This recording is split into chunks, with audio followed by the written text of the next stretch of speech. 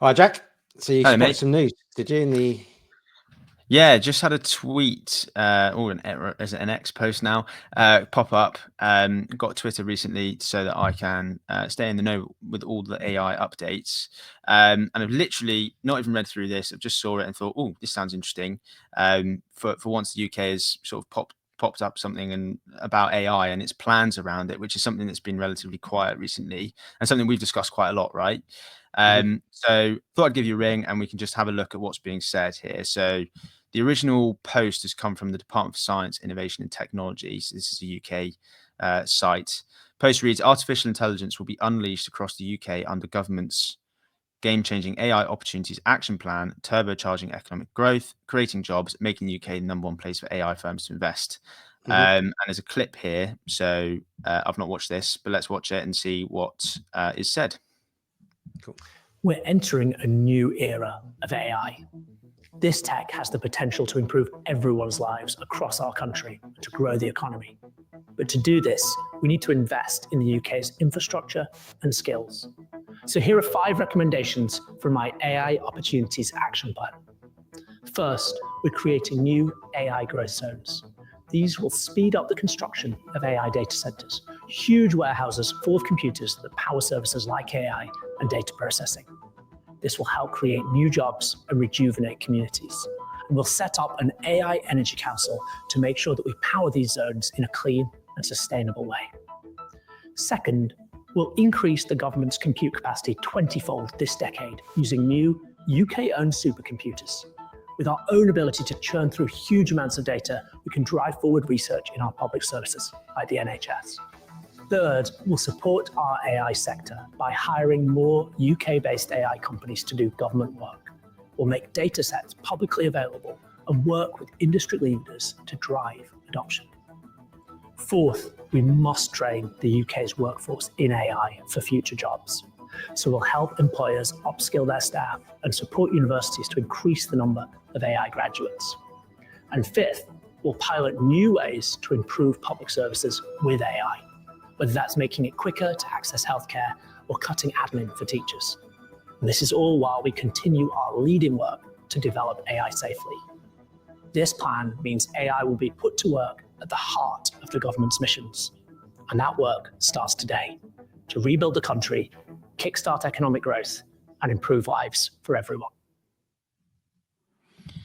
Interesting. It's interesting. It sounded quite compelling. I mean, we've been lagging behind, definitely, in like AI so far. So it's interesting they finally taking it seriously. But there's some interesting stuff there. Yeah, 100%. I mean, my initial reaction is great. You know, this is needed. You know, what we've said in the past is that the UK seems to have been a bit behind the times with AI. There's not been a huge amount of like actionable things that the government are getting behind. But this sort of feels like a recognition, right? Like the UK is saying, we recognize that this is an important growth area and we need to act in order to not stay, you know, miles behind the other economies. What did you think about the actual practical actions that he talked about? He talked about an action plan. I've certainly got some thoughts. Well, I think it's interesting. I like about building data centers and that. And I think it was interesting that they picked out specific applications, I thought. So for teachers, for healthcare, and training, I think there's definitely opportunities there, right, for businesses, right, to kind of, if they want to educate a whole bunch of people, then they're going to need companies to be able to educate. If they are going to help teachers save on admin, they're going to need companies that can either do that as a consultancy effort or software for teachers to save them admin. So I think there's quite a lot of opportunities like popping up there for within the UK, I'd say. Yeah, I think I agree. I think there's plenty more that needs to be said. I think the actions, obviously, it's difficult to make action specific in a video like that. It's very high level. But my concern was that my sort of reaction in terms of my concern is that as a private entity, what specifically is there in that update that would make you want to invest in the UK. Yeah. You know, the actions he talked about were, in terms of how it trickles down to impact, was broadly around government services. So schools, hospitals, great. Like, yes, absolutely, they need to be adopting that technology in those sectors. Like, that's a no-brainer. Okay, cool. We talked about some infrastructure to support that. I'm not, I'm not super clear on why the UK necessarily would need to build data centers, and why we couldn't. Like, why is the existence of data centers in the UK important? Not sure. Like, I maybe think there's that's probably to retain our own data, especially if it's Yeah. government stuff. I imagine. Yeah. Is what he's Cool. thinking. Okay, fine. So there's maybe there's an importance in there in terms of adhering to UK data protection laws and things when processing UK data specifically.